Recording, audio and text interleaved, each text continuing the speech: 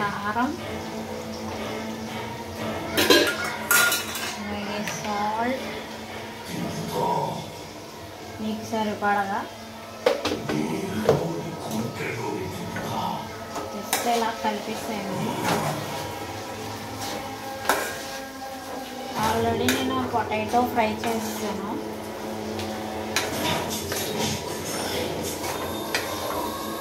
మీరు ఈజీగా ఇంట్లో ప్రిపేర్ చేసుకోండి.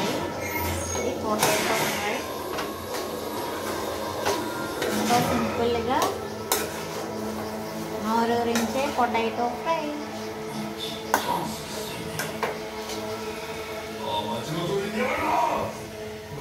అందరూ ఎలా ఉన్నారు?